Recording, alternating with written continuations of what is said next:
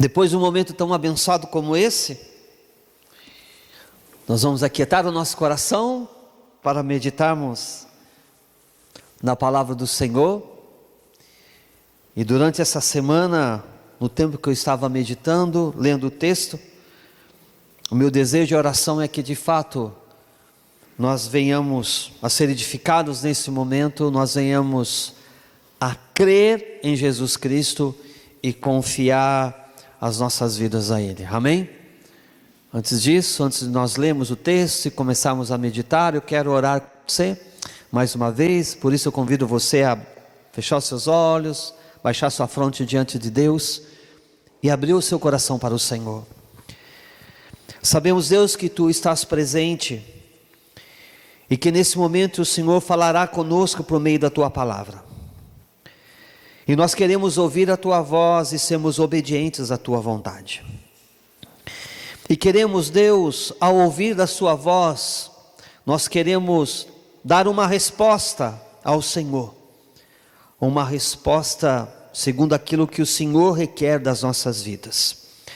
Por isso, ó Deus, nos ajude nesse momento para que não haja no nosso meio nenhum tipo de distração. Não haja em nosso coração, em nossos ouvidos, nenhuma outra voz a não ser a Tua. Mas que o Senhor possa falar poderosamente às nossas vidas. Transformar as nossas vidas e nos levar para mais perto de Ti. Essa oração que fazemos em o nome do Senhor Jesus Cristo. Amém? Bem, eu quero começar hoje com vocês uma nova série de mensagens. E essa série de mensagens vai ser baseada no Evangelho de João. Nós vimos há alguns domingos, umas 3 mensagens baseadas em João capítulo 4, da mulher samaritana, daquele encontro que Jesus teve com a mulher samaritana. Hoje nós vamos começar uma série e que vai nos levar a refletir e a aprender sobre os sinais de Jesus Cristo, aquilo que Jesus Cristo ele fez ali, e que o apóstolo João ele registrou. Então abra sua Bíblia, no Evangelho de João, no capítulo 2, e deixa a sua Bíblia aberta, e o que eu quero nesse momento, introduzir com vocês essa série de mensagens, e que nessa noite você possa ser estimulado a crer em Cristo e a voltar-se para o Senhor Jesus Cristo. Eu quero introduzir com vocês essa nova série, começando com vocês no seguinte entendimento de que nós temos 4 evangelhos escritos na Bíblia, por diferentes autores. São 4 evangelhos, e cada um foi escrito por um autor: Mateus, Marcos, Lucas e João. São 4 evangelhos. E os 3 primeiros evangelhos, eles são chamados evangelhos sinóticos. Por quê? Porque eles têm e trazem narrativas que são comuns ao nascimento de Jesus, à vida de Jesus, ao ministério e à morte do Senhor Jesus Cristo. Há semelhanças, há algo em comum em que os 3 autores eles escreveram o Evangelho.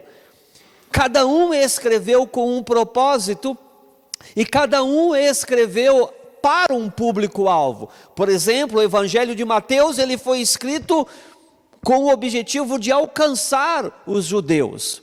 E tanto que isso é verdade que, por exemplo, o Evangelho de Mateus, ele começa no capítulo 1 escrevendo a genealogia de Jesus Cristo, para provar que aquele a quem Mateus estava passando a escrever, vinha da raiz de Davi, ele era o rei. E Evangelho, Mateus escreve na expectativa da inauguração do reino de Deus.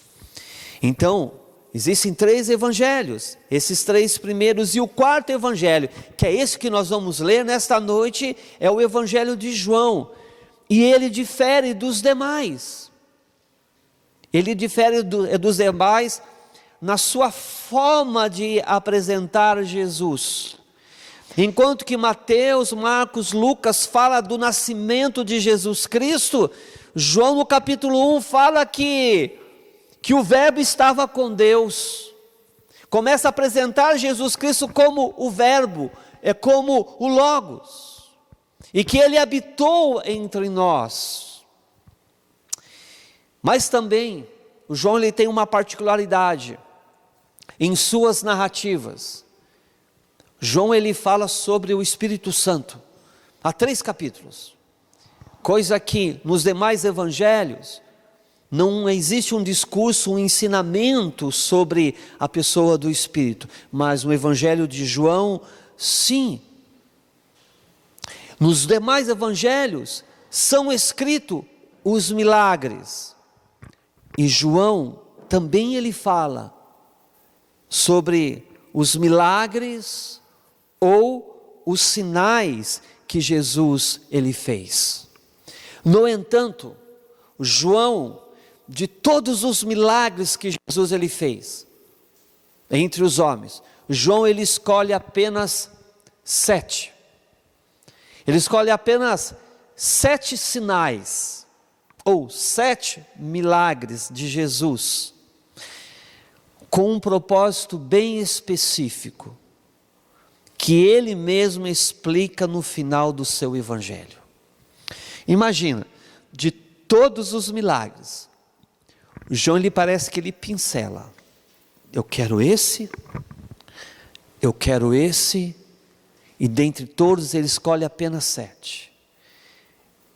E ele, no final do evangelho de João, ele vai explicar o porquê desses milagres, o que ele queria alcançar com esses sinais.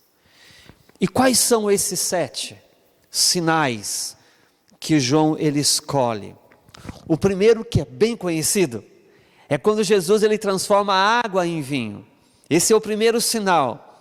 O segundo é a cura do filho de um oficial do rei.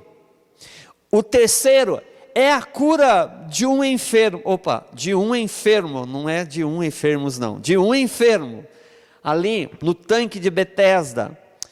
O quarto sinal que Jesus ele escolhe é a multiplicação dos pães. Lembra desse? Jesus ele multiplica os pães. O quinto sinal é que Jesus ele anda sobre as águas. Lembra desse também? Jesus andando sobre as águas. O sexto sinal é a cura de um cego de nascença. Havia um homem que era cego e de nascença e Jesus o curou. E o sétimo e último sinal é a ressurreição de Lázaro. Lembra disso? Que Lázaro ele já tinha sido morto e Jesus, depois de 4 dias, ele vai lá e fala para Lázaro: vem, Lázaro. E Lázaro ele sai, Jesus o ressuscita. João ele escolhe esses 7 sinais, mas com um propósito bem específico. E nós vamos entender a razão pela qual João ele destacou sobre esses sinais. Por que João primeiramente ele chama os milagres de Jesus de sinais? Nos outros evangelhos, os autores chamam de milagres, mas João não. João ele vai chamar esses milagres de sinais. Mas por que isto? Porque João ele tem algo em mente. João ele quer enfatizar o significado dos milagres e não os próprios milagres. Existe uma ênfase que ele quer que o autor, que ele quer que os seus leitores, ao ler o seu evangelho, compreenda que os milagres que Jesus ele fez tinham um significado. E por ele querer enfatizar o significado, é que ele mesmo não chama de milagres, mas sim de sinais. Porque ele quer que os seus leitores compreendam. Você entende o porquê Jesus ele fez isso? Você entende porque Jesus ele transformou água em vinho? Você entende porque Jesus ele ressuscitou Lázaro? Você entende porque Jesus ele curou um cego de nascença? É isso que João ele quer que os seus leitores entendam. Quando vamos para o final do Evangelho de João, nós já citamos esses versículos de alguma das pregações. João ele fala assim no capítulo 20, os versos 30 e 31.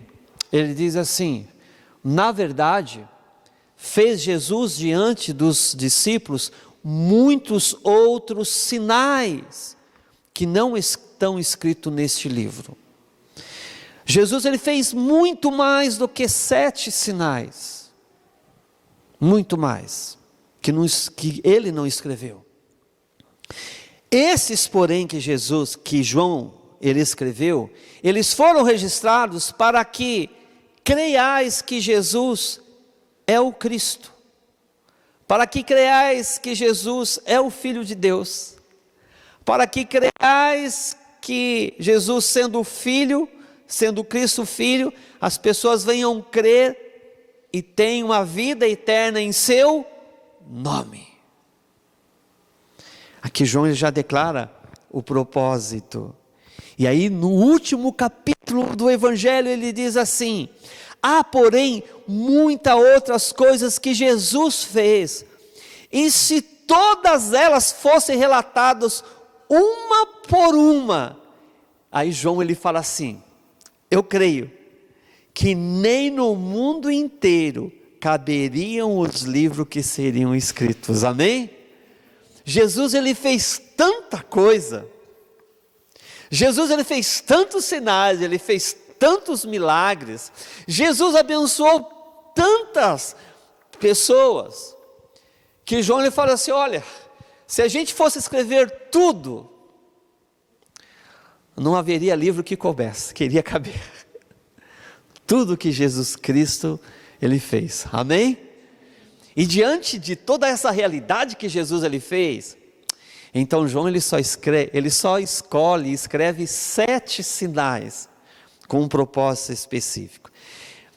E os versos 30 e 31 do capítulo 20 nos dá a entender o propósito desses sinais. Quais são os propósitos específicos desses sinais que João escreveu e que nós, com a graça de Deus, vamos passar a ver?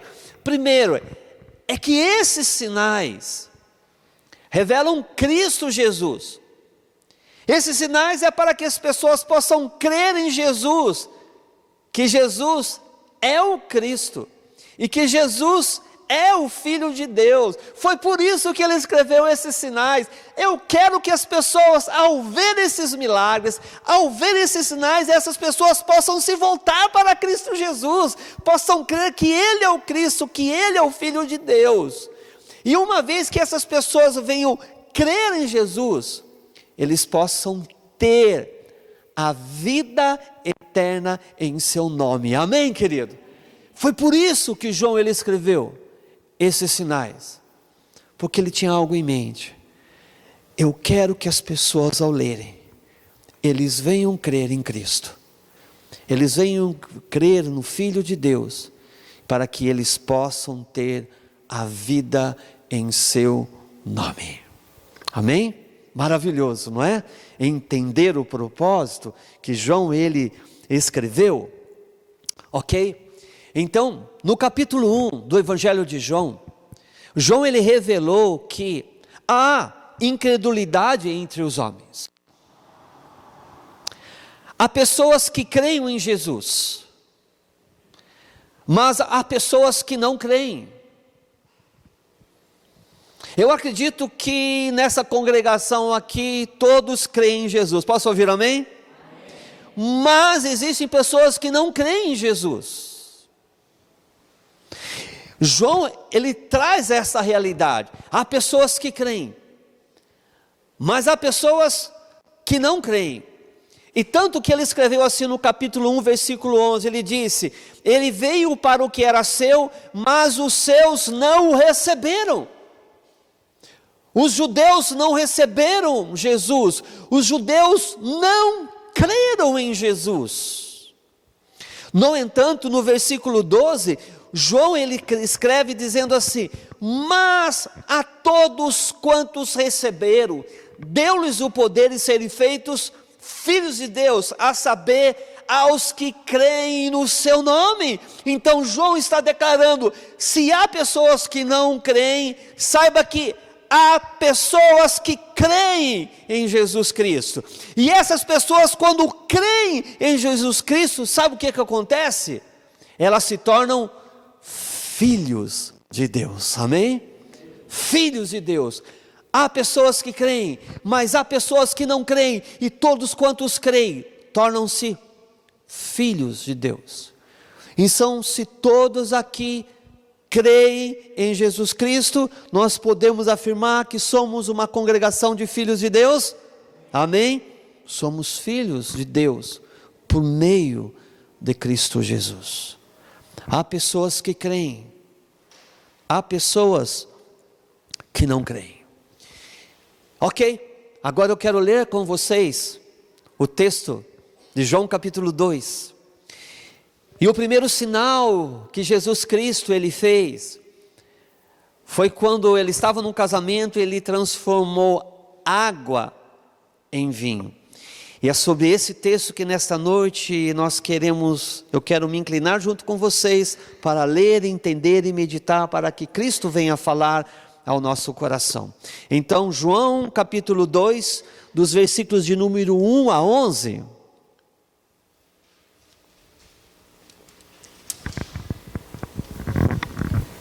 A palavra de Deus, ela nos diz assim: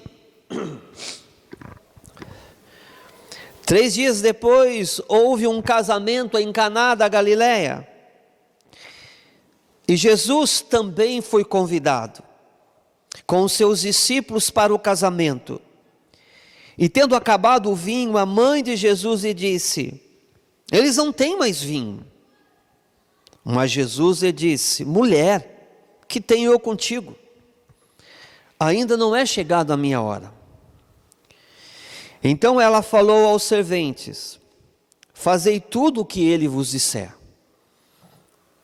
Estavam ali 6 talhas de pedra que os judeus usavam para as purificações, e cada uma levava 2 ou 3 metretas. Jesus lhe disse: enchei d'água as talhas. E eles as encheram totalmente.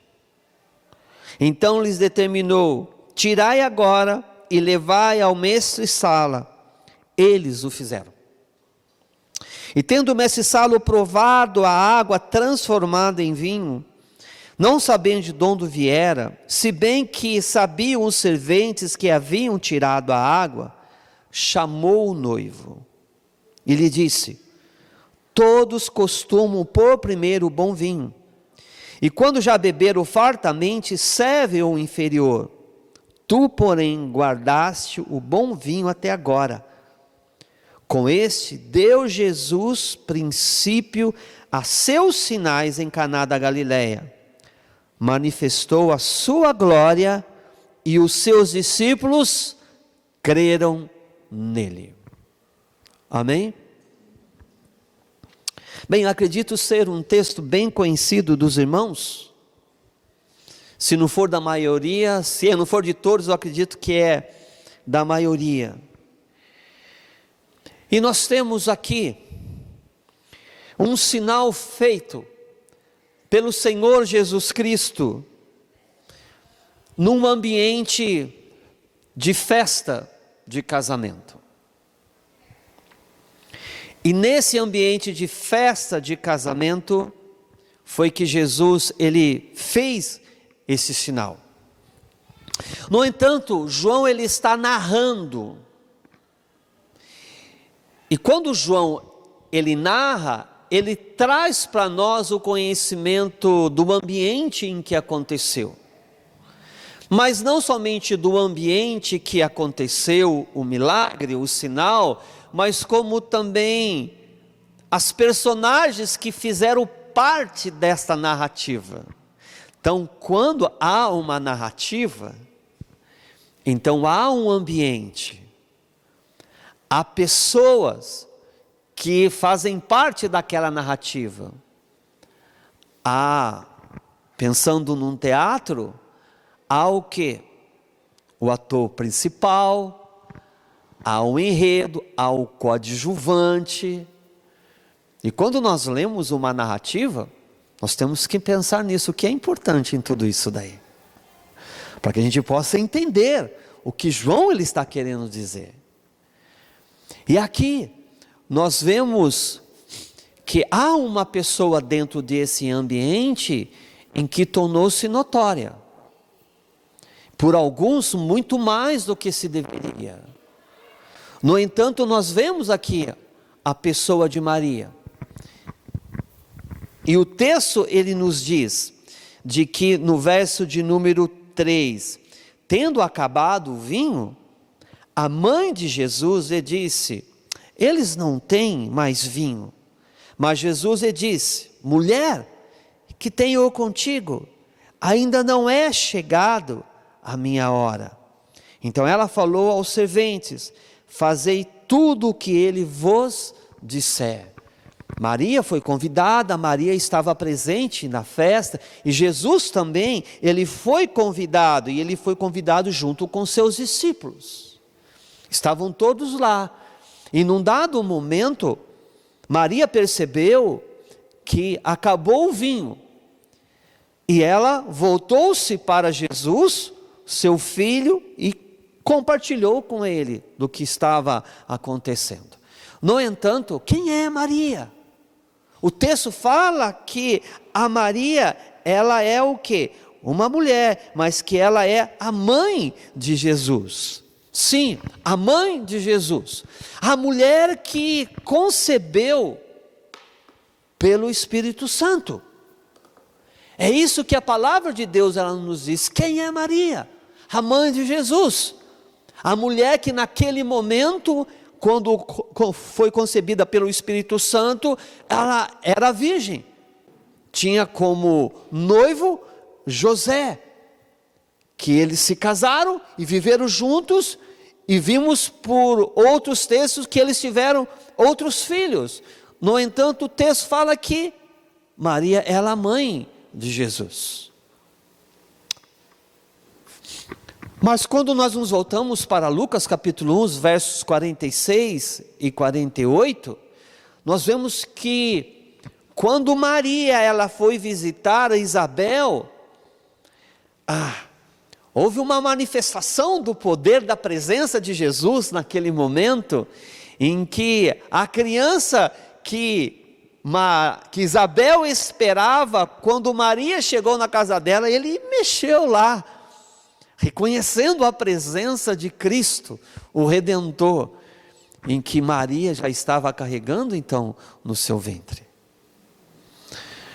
E naquele momento, Maria, ela fez um cântico. E eu quero ler com vocês. Fica com seu dedo em João e vai para Lucas capítulo 1. Lucas capítulo 1, verso de número 46 e 48, a palavra de Deus ela diz assim: então disse Maria, a minha alma engrandece ao Senhor, e o meu espírito se alegrou em Deus, meu Salvador, porque contemplou na humildade da sua serva, pois desde agora todas as nações me considerarão bem-aventurada. Nesse momento Maria expressou um cântico, uma adoração ao Deus. E nesse cântico, Maria, ela engrandeceu ao Senhor. E Maria reconheceu Deus como seu Salvador. E ela mesmo se humilhou como serva. Quem era Maria? Uma mulher que engrandeceu ao Senhor, mas ela mesmo reconheceu Deus como seu Salvador. Pelo fato de reconhecer Deus como seu Salvador, ao reconhecimento pessoal da sua pecaminosidade e da necessidade de ser salva por Deus. Então ela era pecadora e reconhecia que ela precisava de salvação, porque ela expressou isso no seu cântico: Ele é o meu Deus, Ele é o meu Senhor, Ele é o meu Salvador. Então quem é Maria? A palavra de Deus revela que ela é uma mulher, sim, que concebeu pelo Espírito Santo. Ela foi agraciada por Deus, e por isso ela é tida como bem-aventurada, mas ela mesma reconhecia a necessidade de um Salvador. Quem necessita de um Salvador? Quem é pecador. Nós necessitamos de um Salvador, amém? Porque nós somos pecadores, há em nós uma natureza pecaminosa, e essa mesma Maria, essa mesma mulher que concebeu Cristo Jesus pelo Espírito Santo, ela se humilhou diante do Senhor como serva. Ela é serva. Nós somos servos de Cristo Jesus, amém? E Maria, no seu cântico, ela expressou, e ela se humilhou diante de tão grande graça do Senhor sobre a vida dela, que ela era uma serva. É esta Maria, é esta mãe de Jesus, que estava na festa. Foi ela que viu que não tinha mais vinho naquela festa. Existem algumas concepções erradas sobre Maria. E quando pensamos naquilo que a palavra de Deus diz, nós podemos entender que dizer e afirmar que Maria é o que as Escrituras não dizem, é ir além da verdade revelada. Dizer que ela é o que as Escrituras não dizem, é ir além do que a palavra de Deus revela sobre ela. Deu para entender? Nós não podemos. A palavra de Deus é suficiente. A palavra de Deus, ela é inspirada por Deus. E nós não podemos ir além do que aquilo que a própria palavra revela sobre a pessoa dela. Se formos além, nós não estamos sendo fiel àquilo que a palavra de Deus diz sobre ela.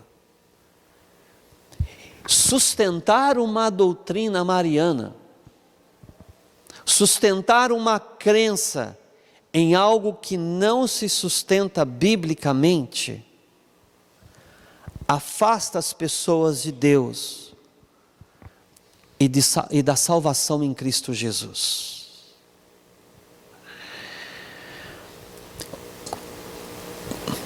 Fazer uma doutrina em cima daquilo que a palavra de Deus não diz, sustentar uma crença que não tem base bíblica, só vai atrapalhar os pecadores em crer em Jesus para serem salvos. Entre aquilo que o homem fala, entre aquilo que a Bíblia revela, nós devemos ficar com quem? Com o homem ou com a Bíblia? Com a Bíblia. E aqui está a nossa vida, aqui está a nossa salvação, naquilo que a palavra de Deus, ela diz, amém? Uma vez entendendo que existem concepções erradas sobre ela, e que nós já passamos a entender quem é essa mulher, quem é essa mãe, quem é essa Maria. Agora a gente pode caminhar um pouquinho mais para nós compreendermos um pouco da atitude que ela teve. Maria, naquele momento em que ela estava na festa, e que ela viu, ela percebeu, ela ficou sabendo de que acabou o vinho, ela compartilhou daquela necessidade. Ela disse para Jesus, eles não têm mais vinho. Eles não têm. As festas de casamentos antigamente não são como as nossas de hoje. As de hoje, se durar 4 horas é muito, não é verdade? Entre o casamento e a festa, gente, é para extrapolar mesmo, se passa das 4 horas. E é tudo muito regradinho, porque as coisas são caras, não é verdade? Jesus, para fazer uma festa hoje, hein? Não está fácil não. E aqui esses nossos queridos irmãos, gente, 7 dias, posso ouvir um amém aí? 7 dias. Imagina, comilança e bebida, vinho para 7 dias, é para glorificar de pé, não é verdade? 7 dias, e chegou num dado momento da festa, no casamento, em que acabou, e o noivo nem estava sabendo que tinha acabado, mas acabou o vinho. E Maria, ficando sabendo, então ela se voltou para Jesus e compartilhou dessa necessidade. E ela falou aos serventes: façam tudo o que ele disser. Ela compartilhou com Jesus. E depois ela falou para os serventes: façam tudo o que ele disser. O foco não está na pessoa de Maria. O foco está na pessoa de Cristo Jesus. E naquele momento em que ela compartilhou da necessidade, naquele momento em que ela falou aos serventes, não havia evidência nenhuma do que Jesus poderia e estava por fazer. Ela simplesmente compartilhou. Talvez porque ela tenha pensado e crido, porque ela já sabia quem Jesus era. Filho dela, nasceu do ventre. Que ele poderia fazer alguma coisa naquele momento. E Jesus, ele poderia simplesmente não fazer milagre nenhum. Mas ela compartilhou. E não havia evidência nenhuma naquele momento que Jesus iria fazer um milagre. Nenhuma. Tanto que Jesus, ele se posiciona. E quando Maria fala com Jesus, ele fala assim: mulher, o que tenho eu contigo? Mulher, o que tenho eu contigo? Primeiramente, a gente pode entender de que não era um termo desrespeitoso na época. Mas nesse momento, essa resposta trazia à tona um novo momento na vida de Jesus. Jesus, ele não chama Maria de mãe, mas sim de mulher. E no grego podemos entender que pode significar madame ou minha senhora. O que tenho eu contigo, madame? O que tenho eu contigo, minha senhora? E isso é significativo por quê? Porque demonstra um tratamento respeitoso e ao mesmo tempo desvincula o laço de tratamento familiar. Porque em vida, se a minha mãe ou o meu pai, ele me pede alguma coisa, eu vou dizer assim: o que o senhor quer, mãe? O que a senhora quer, mãe? O que o senhor quer, pai? Jesus não a tratou com mãe, mas sim, minha senhora. Jesus estava desvinculando aqui esse laço e o tratamento familiar. O que tenho eu contigo? A festa não era de Jesus. Jesus não tinha responsabilidade nenhuma. Ele era simplesmente um convidado naquele momento do casamento. Aí Jesus, ele complementa a sua resposta a Maria dizendo: ainda não é chegado a minha hora. Se Jesus já estava desvinculando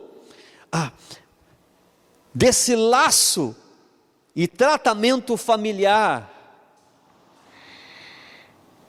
Do outro lado, a gente pode compreender também que Jesus, ele não estava naquele momento para satisfazer o anseio pessoal de ninguém, mas como Filho de Deus, somente satisfazer a vontade do Pai. Amém? De ninguém. Você sabe por quê? Porque Jesus, ele já tinha saído da sua casa. Porque Jesus, ele já tinha sido batizado. João, ele já tinha visto a figura da pomba descer sobre ele, a figura do Espírito Santo descer sobre ele.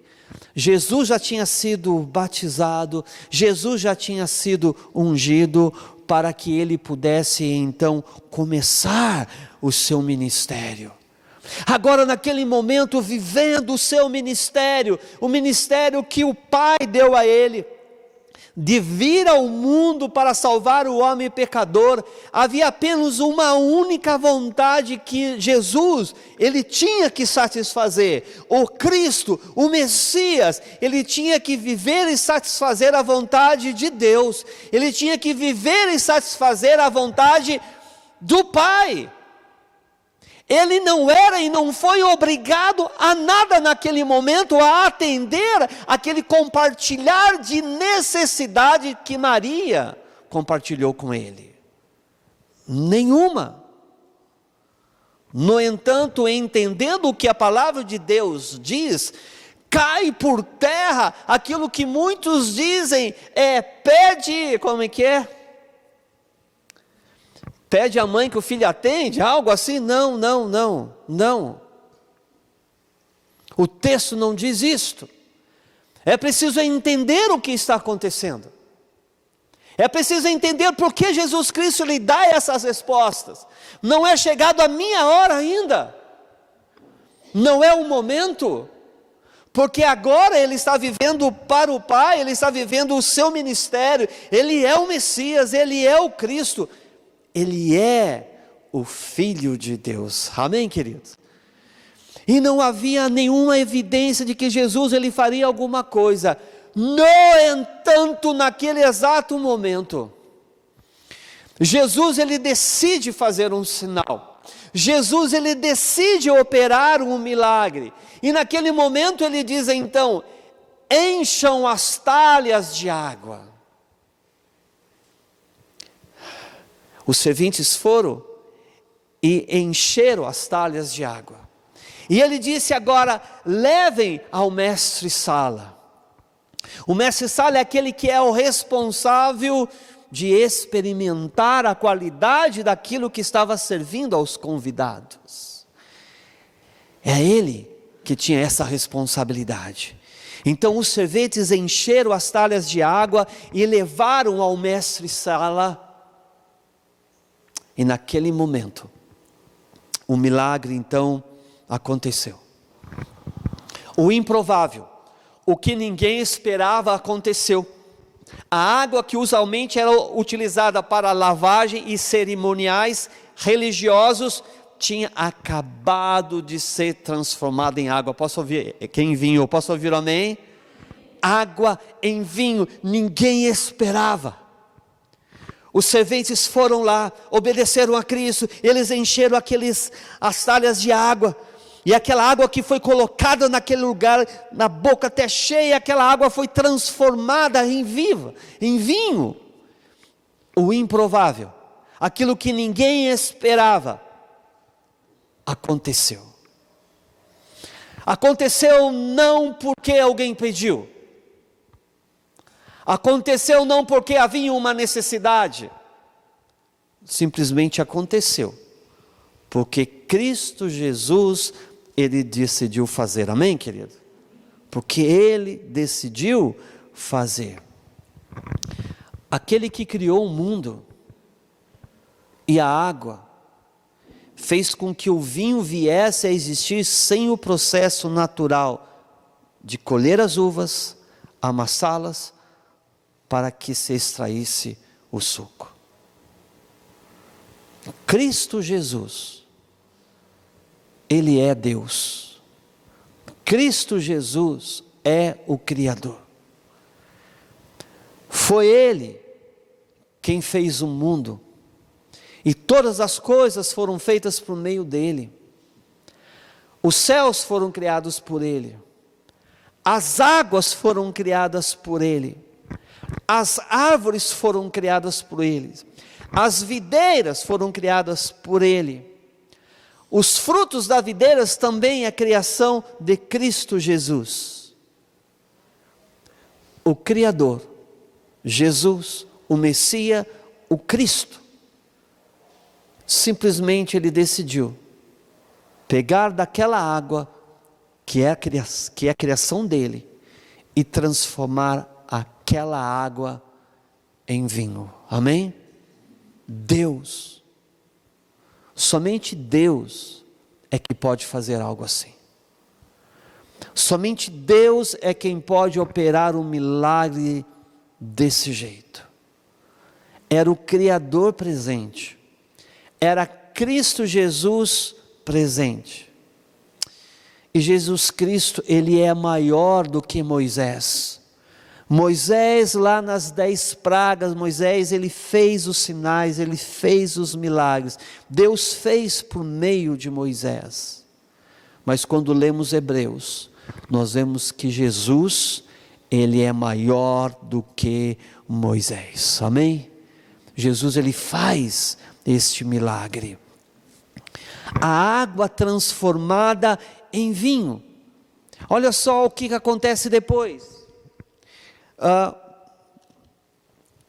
Voltando para João capítulo 2, o versículo de número 7 diz assim: Jesus lhe disse: enchei d'água as talhas, e eles as encheram totalmente.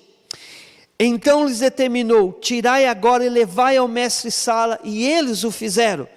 E tendo o mestre-sala provado a água transformada em vinho, não sabendo de onde viera, se bem que o sabiam os serventes que haviam tirado a água, chamou o noivo.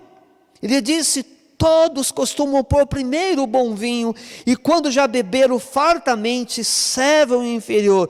Tu, porém, guardaste o bom vinho até agora. Quando o mestre-sala recebeu aquelas talhas, cheias de águas que foram transformadas em vinho, bem que ele não sabia, mas os serventes sabiam, quando ele experimentou aquele vinho, ele ficou totalmente surpreso. Ele ficou totalmente surpreso com aquilo, porque aquilo não era comum, porque aquilo não era habitual. Porque o habitual era o seguinte: início de festa, tudo do bom e de melhor. Mas quando a festa ela vai em andamento, as pessoas elas vão comendo, as pessoas elas vão bebendo. Ou seja, um pouquinho de álcool ali, um pouquinho de vinho ali, já não está mais nem sentindo o gosto do vinho. Pode pôr o vinho ruim aí, pode pôr o salgadinho frio aí, que o pessoal vai comer, não tem problema nenhum, né?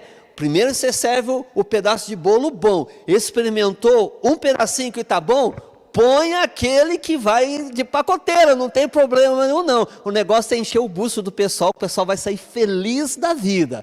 Então tinha esse hábito, o hábito de pôr o primeiro vinho, o melhor, e depois pode pôr o inferior, que não tem problema nenhum. Mas naquela altura do casamento e da festa, o mestre-sala, ele experimentou, e ele viu, que vinho é esse? Ele ficou surpreso, pelo fato de que o melhor vinho que eles tinham, já tinha sido dado na festa. Mas aquele vinho que Jesus tinha agora, transformado a água em vinho, era superior, era algo excelente, era bom demais. Ele ficou surpreso, e ele então chamou o noivo e falou para eles: o que está acontecendo? Você deixou o melhor vinho, o bom vinho, por último. Mas o noivo também não sabia disso. Somente Jesus Cristo. E esse milagre começou a surpreender. E surpreendeu ao mestre Sala, aquele que era responsável em degustar aquele vinho.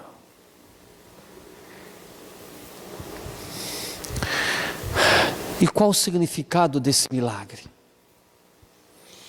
De Jesus, naquele momento, ele ter decidido pegar aquela água e transformar em vinho. As talhas vazias que estavam lá, muitos entendem e nós entendemos de que aquelas talhas vazias, elas significavam a inferioridade da religião judaica. Toda a religiosidade dos judeus estava chegando ao fim.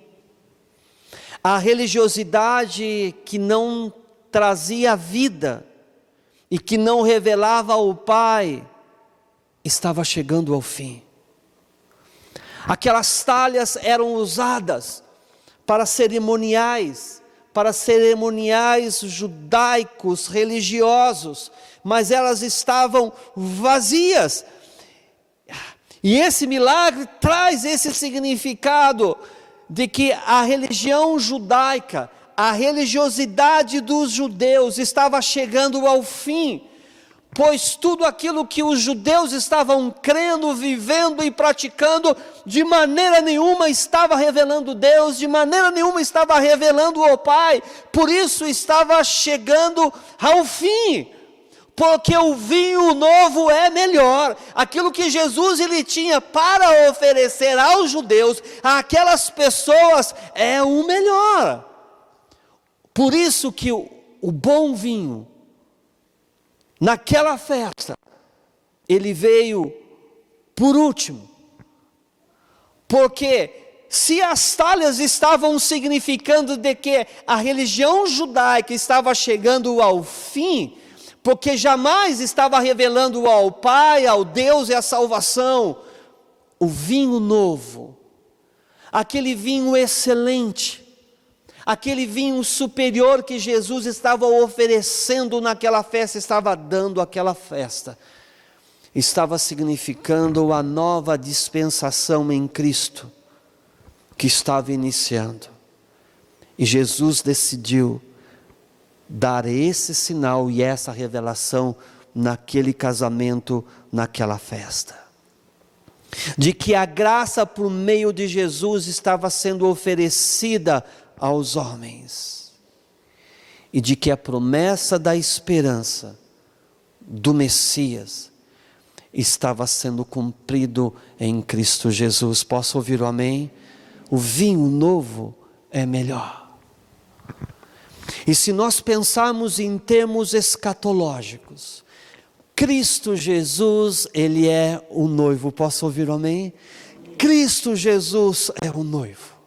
E se nós pensarmos em termos escatológicos, quando a igreja estiver reunida com Cristo Jesus, nas bodas do Cordeiro, nós vamos estar desfrutando do melhor suco da videira que provém de Cristo Jesus. Posso ouvir o amém? O vinho novo é melhor. Aquilo que Cristo Jesus ele tem para oferecer para as nossas vidas é o melhor. E Jesus estava oferecendo naquela festa de casamento aquilo que era o melhor. E aquilo surpreendeu. O foco não está em Maria, o foco não está em crer em Maria, mas o foco está em Cristo Jesus, na pessoa de Cristo Jesus, naquele que fez o milagre e naquele que fez o sinal. Era essa a proposta de João. Por que Jesus no casamento? Por que este milagre? Qual o propósito de Cristo ter feito este sinal? Qual o propósito de Cristo ter feito este milagre? Olha o que o último verso diz, o verso de número 11 diz assim: e com este, deu Jesus princípio a seus sinais. Esse foi o primeiro ali. O Senhor, Ele deu princípio a seus sinais em Caná da Galileia. E o versículo diz assim: manifestou a sua glória e os seus discípulos creram nele. Amém? Ele manifestou a sua glória e os seus discípulos creram nele. A pergunta é: qual o propósito desse sinal?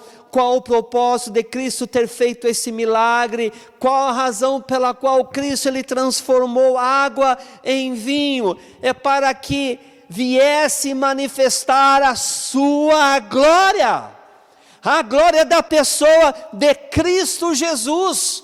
Naquele casamento, naquele ambiente, Cristo Jesus, Ele decidiu revelar às pessoas como Filho de Deus, como Cristo que veio ao mundo para salvar o pecador. Esse foi o propósito desse milagre. Esse foi o propósito desse sinal. E o versículo 11 diz isto: que o Senhor manifestou a sua glória. A glória não é o milagre, mas o milagre apontava para aquele que é maior do que o milagre, para aquele que fez o milagre, que é Cristo Jesus. Então tire os seus olhos da água que foi transformada em vida, tira os seus olhos daquele vinho agora, tira os seus olhos do milagre e volta os seus olhos para aquele que fez o milagre, que é Cristo Jesus, e dê a Ele glória a Deus. Amém? É a Ele que deve ser a glória, porque Cristo Ele transformou a água em vinho, para que a glória dEle se manifestasse. E qual é o mal do homem? É que o homem ele quer roubar a glória de Deus. O homem ele quer trazer para si, tomar para si a glória que não pertence a Ele. E Deus, Ele não divide a sua glória com ninguém. Você sabe por quê que muitas vezes Cristo Ele não ainda opera os seus sinais? Porque muitas vezes o Senhor Ele não faz os seus milagres? Porque o homem ele quer roubar a glória de Cristo. Não é o homem, é Cristo. Não é um milagre, é Cristo. Deus, Cristo Jesus, Ele pode fazer o que Ele quiser a qualquer hora, porque Ele é Deus, Ele tem poder, Ele é soberano. Glória somente a Ele, amém? Qual o propósito desse milagre? Revelar às pessoas que Ele é o Filho de Deus, que Ele é o Cristo, que Ele veio ao mundo para salvar o pecador. Existem pessoas que vivem atrás de sinais, existem pessoas que vivem atrás de milagres, mas nunca chega a crer em Jesus e dar a Ele a glória que é devida. Qual o propósito desse milagre? Manifestar a glória de Jesus. Estimular a fé em Jesus para a salvação de vidas. O versículo 11 termina dizendo que os seus discípulos creram. Os seus discípulos creram em Jesus. Os discípulos creram em Jesus e eles passaram a seguir Jesus.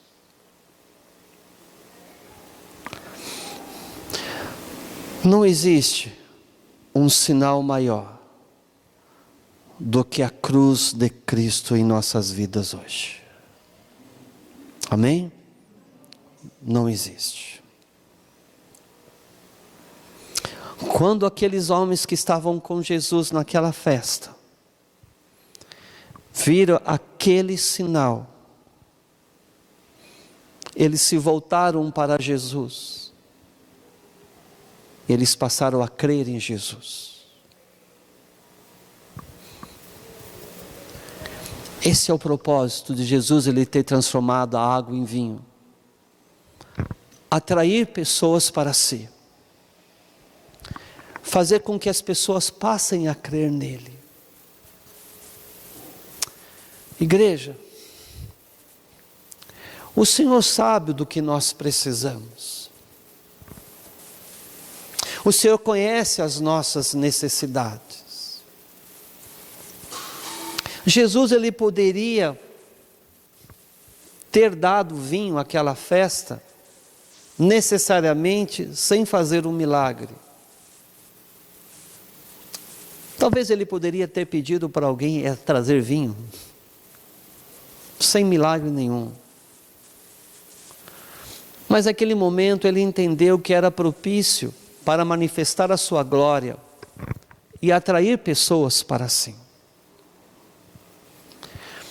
Nós não podemos viver atrás de sinais e de milagres. Se a cruz não é um sinal suficiente para você crer em Jesus, se Ele ter morrido no seu lugar não é um sinal suficiente para você crer nele, o que mais se pode esperar? Você quer que água se transforme em vinho? Se Jesus hoje é transformar água em vinho, você vai crer nele? E você vai ser um discípulo dele? Se Jesus satisfizer o seu coração com um ato de poder, de milagre, o que vai acontecer? Você vai crer nele? Você vai seguir ao Senhor Jesus Cristo? Ou não? Mais do que sinais, mais do que milagres, o Senhor, Ele quer que os homens creiam nele. O Senhor quer que os homens passem a ser discípulos dele. Posso ouvir um amém? É isto. É isto. E esses homens que estavam com Jesus creram. Eles tiraram o foco da água que foi transformado em vinho, voltaram-se para Jesus e creram nele. E passaram a seguir ao Senhor Jesus Cristo. Amém, queridos? Eis o propósito do milagre. Crer em Cristo. A fé daqueles homens foram estimuladas. Quando pregamos a palavra, é para que por meio da palavra possa haver fé no seu coração. Possa estimular a sua fé em Cristo Jesus.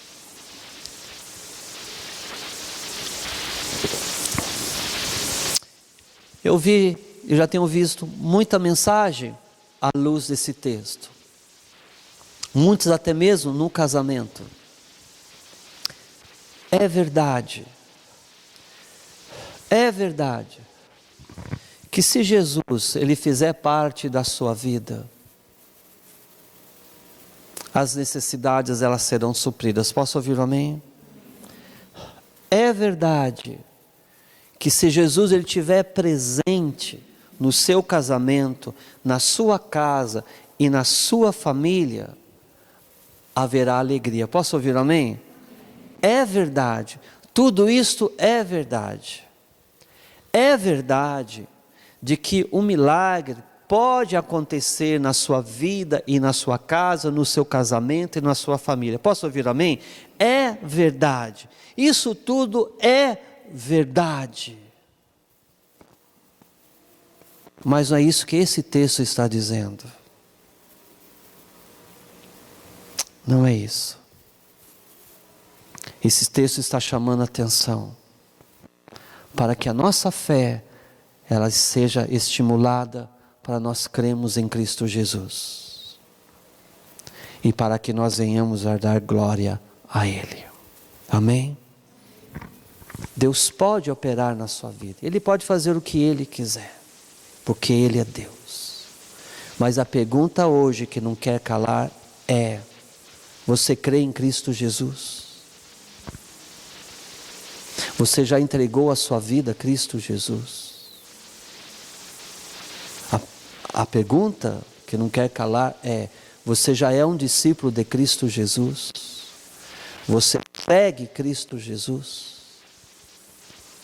O maior sinal que hoje nós temos para nós crermos em Cristo e sermos discípulos dele é Cristo Jesus e a sua cruz. Amém? Que possamos crer que a nossa fé, por meio da palavra de Deus, possa ser estimulada e que nós possamos seguir a Cristo Jesus por todos os dias da nossa vida. Posso ouvir o amém? Que o Senhor assim nos abençoe em nome de Jesus Cristo.